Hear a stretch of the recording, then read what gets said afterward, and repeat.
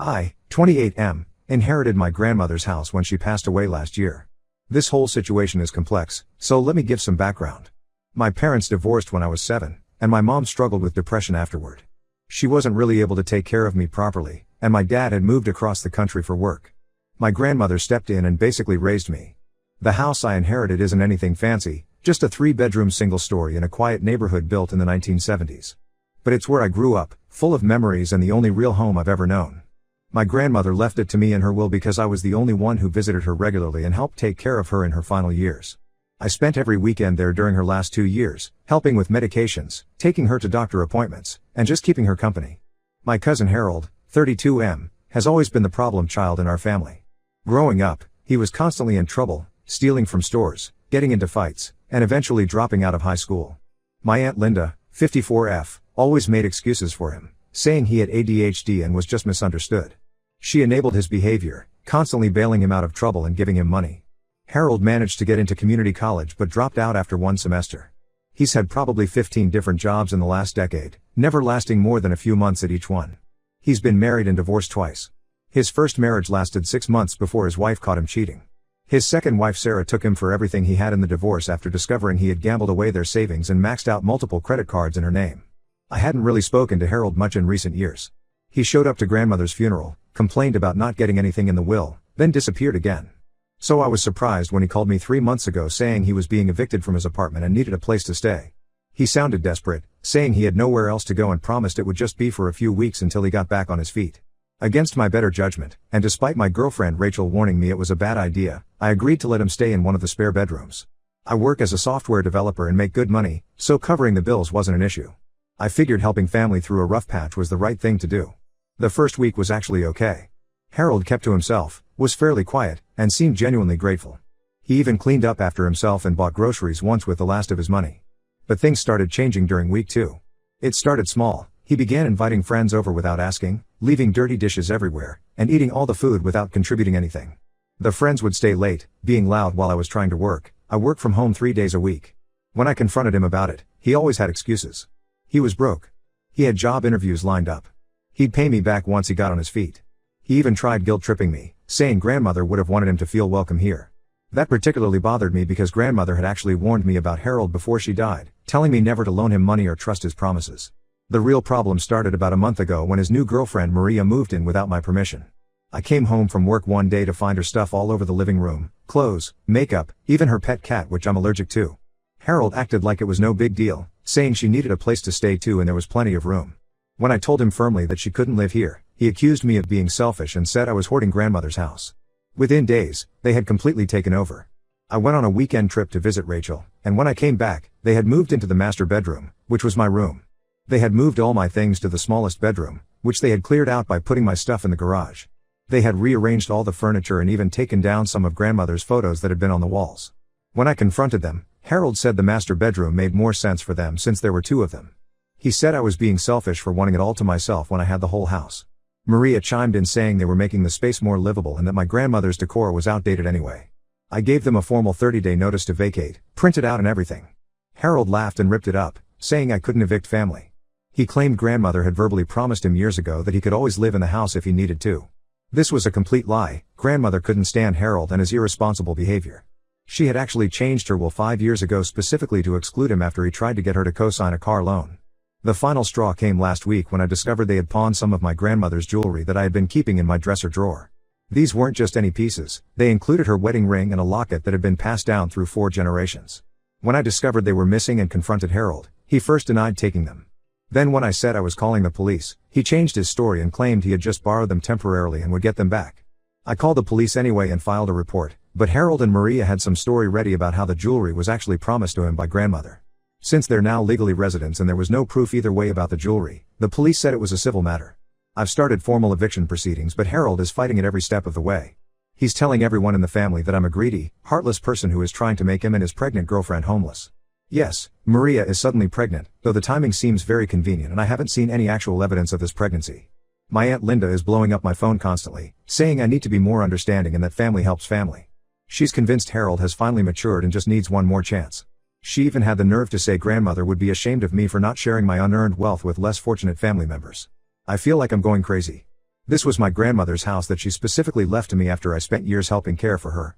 I tried to help Harold out of kindness and he's completely taken advantage of me. Now I'm somehow the bad guy for wanting my own house back? I've already contacted a lawyer, but the eviction process could take months. I don't know what to do anymore. Update 1: I need to update everyone because things have gotten so much worse than I could have imagined. The day after my original post, Harold somehow got access to my grandmother's old email account. I still don't know how. Maybe he guessed her password or found it written down somewhere in the house. He dug through years of old emails and found some from 5 years ago where my grandmother had told him he could always consider this house your home too. The emails were from when Harold was going through his second divorce and grandmother was just trying to be nice. She never actually meant he could live here permanently. Now he's using these out of context emails to try to fight the eviction. His lawyer, yes, he somehow found a lawyer willing to take his case, is arguing that these emails prove my grandmother intended for Harold to have a right to live here. They're trying to claim he has some sort of verbal lifetime tenancy agreement. My lawyer says it's nonsense, but it's still delaying everything. The jewelry situation has gotten much worse too. Remember those pieces he pawned from my drawer? That was just the beginning. Last weekend, I was looking through some old photos in grandmother's study when I noticed something odd about the painting behind her desk. It was slightly crooked, and when I went to straighten it, I discovered her wall safe was open behind it. My heart sank immediately. The safe had contained all of her most precious belongings, family heirlooms going back generations, including my great-grandfather's war medals, my late-grandfather's watch collection, and about $5,000 in cash she had kept for emergencies. Everything was gone. Every single item. When I confronted Harold, he didn't even try to deny it this time. Instead, he claimed grandmother had given him the combination years ago and told him he could access it whenever he needed help. This is another complete lie. She only gave the combination to me last year when she was in the hospital. I was the only one she trusted with it. I called the police again but got the same response. It's a civil matter since he's a resident and there's no proof he didn't have permission to access the safe. They said without video evidence or witnesses, it's just his word against mine. I feel completely helpless watching him steal my family's history piece by piece. My Aunt Linda has gotten even worse. Not only is she still taking Harold's side, but now she's threatening to contest the will. She's claiming grandmother wasn't of sound mind when she made me the sole inheritor. She's telling everyone that grandmother had dementia in her final years. Absolutely false. She was sharp as a tack until the end, and that I manipulated her into changing her will to cut everyone else out. The stress of all this is destroying me. I can barely sleep knowing they're in my house, going through my things when I'm not there. I installed security cameras in my bedroom and office, but they complained to the police about invasion of privacy since they're tenants. I had to take them down. Maria has started a real smear campaign in the neighborhood. She's very pregnant now, or at least looks it. I still have my doubts, and has been going door to door telling neighbors I'm trying to force an expecting mother onto the streets in winter. She's really playing up the sympathy angle, crying and saying they have nowhere else to go. Some neighbors who don't know the full story are completely falling for it. One elderly couple left a nasty note on my door calling me a monster. Another neighbor reported me to Child Protective Services claiming I was endangering an unborn child through harassment. The house itself is being destroyed bit by bit. Harold and Maria have started doing unauthorized renovations without my permission. They knocked down a wall between 2 bedrooms, claiming they needed to make a nursery. The wall they knocked down turns out to be load-bearing. I had a contractor friend look at it secretly and he says it could cause serious structural issues. They've also repainted several rooms in horrible bright colors and installed some kind of weird light fixtures they bought at a flea market. When I objected to these changes, Harold said they were just making the place more livable and that I should be grateful they're improving our house.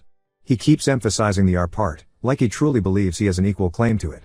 Maria has even started telling people she's going to name the baby after my grandmother to keep her memory alive in her house. My lawyer says we have a strong case for eviction, but it could take 3 to 4 months with how backed up the courts are. He says offering them money to leave might backfire as it could be seen as acknowledging they have some right to be here. Plus, given Harold's history, he'd probably take the money and still refuse to leave.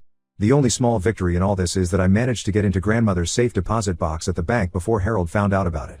At least her will, birth certificates, and most valuable jewelry are secure there. But every day I find more things missing or damaged in the house. They've sold or pawned anything they could get their hands on. Family photos have disappeared. Even grandmother's old recipe books that she handwrote over decades are gone. I feel like I'm watching my grandmother's legacy being destroyed piece by piece, and there's nothing I can do to stop it. The house that was once filled with warm memories is now just a source of stress and conflict. I'm starting to understand why grandmother warned me about Harold all those years ago. I just wish I had listened. Update 2: This update is going to be shocking. Yesterday, Sarah, Harold's ex-wife, reached out to me after seeing my posts about the situation on social media. What she revealed about Harold has completely changed everything, and honestly, I feel like an idiot for not doing more research before letting him into my house. Sarah saw my post in a local Facebook group where I was asking for advice about the eviction process. She messaged me immediately, asking if Harold was still with a woman named Maria and if they were claiming to be expecting a baby. When I confirmed this, she called me and spent 2 hours telling me about Harold's real history. Apparently, what he's doing to me isn't just opportunistic freeloading, it's his actual career. According to Sarah, Harold has been running this same scam for the past 6 years, targeting family members and elderly people who live alone. She found out about it during their divorce proceedings when his old phone records and emails revealed everything. The pattern is always the same. He finds someone with a house, usually a relative or elderly person living alone. He shows up with a sob story about needing temporary help.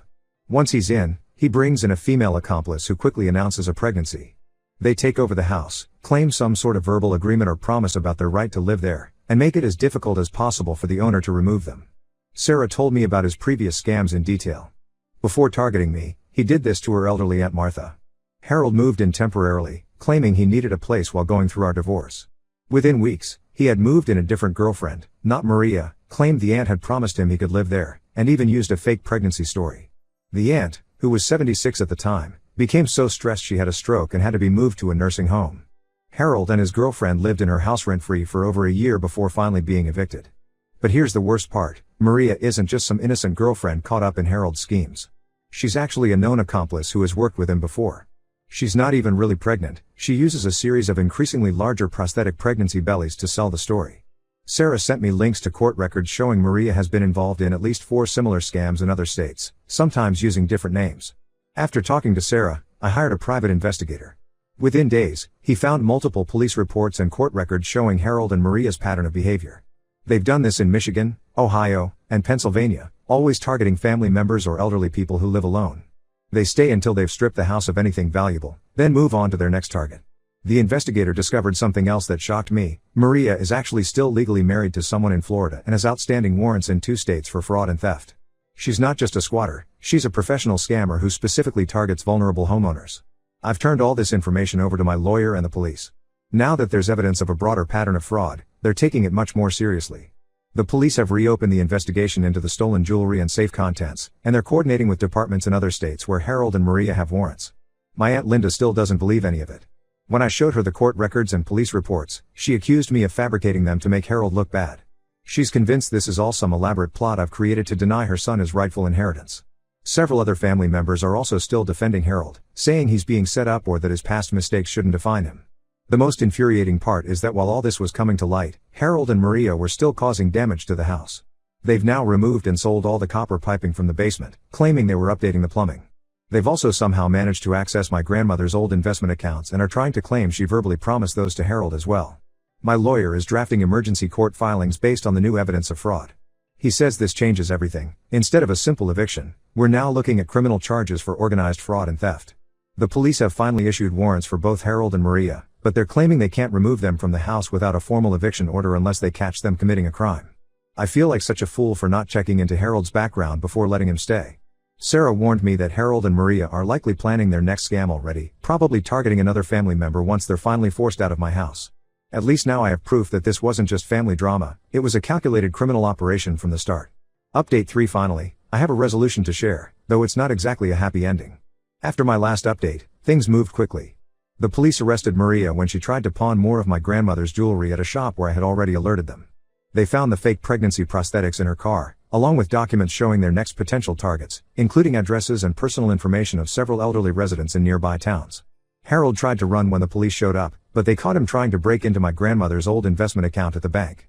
He's facing multiple felony charges now: fraud, theft, and identity theft. The police found extensive evidence in their phones showing this was all planned from the start. They had actually been watching my grandmother's house for months before she died, waiting for the right moment to make their move. The damage they left behind is worse than I initially thought. The load-bearing wall they removed has caused the ceiling to sag dangerously. My contractor estimates it will cost at least $30,000 to repair properly. They didn't just sell the copper pipes, they damaged the foundation while removing them, leading to water damage throughout the basement. Almost every room needs major repairs. But the physical damage isn't what hurts the most. They destroyed or sold almost everything of sentimental value. My grandmother's handwritten recipes, family photos, even her old Christmas ornaments that we made together when I was a kid, all gone. The investigator found some items at various pawn shops, but most things are lost forever. My Aunt Linda finally apologized after the arrests, but the damage to our relationship is permanent. She admitted she had known about some of Harold's previous scams but convinced herself he had changed. She even knew about the fake pregnancy scheme but thought Maria was different this time. Other family members are split, some have apologized for doubting me, while others still insist Harold just needs help and support. I've gone completely no contact with that entire side of the family. Some are still defending Harold, saying prison won't help him and that we should find a way to get the charges dropped. My aunt even had the nerve to ask if I would write a letter to the judge requesting leniency. I refused. The house is being repaired slowly, but it doesn't feel like home anymore. Every room holds memories of both my grandmother and this nightmare situation. I'm selling it once the repairs are done. I found a nice condo closer to my office, and honestly, I need a fresh start somewhere without all this history. The only positive outcome is that several other victims of Harold's scams have come forward. The prosecutor is combining all the cases, and Harold is looking at serious prison time. Maria took a plea deal and will testify against him. She's already serving time for her previous warrants. I did recover some of my grandmother's jewelry from various pawn shops, but most of the sentimental items are gone forever. The family photos they stole or destroyed can never be replaced. I keep thinking about what my grandmother would say if she could see how this all turned out. She tried to warn me about Harold, but I thought I knew better. The whole experience has changed how I view family relationships. Trust, once broken, can't be repaired with just apologies and excuses. Some people will take advantage of family connections without remorse, and being related by blood doesn't obligate you to be their victim. I've learned that the hard way, and it's a lesson I won't forget. Harold's trial starts next month. I'll be testifying, along with his other victims. Several family members have tried to convince me to drop the charges, saying it will destroy the family, but the family was destroyed the moment they chose to defend and enable his criminal behavior. Some bridges, once burned, should stay burned.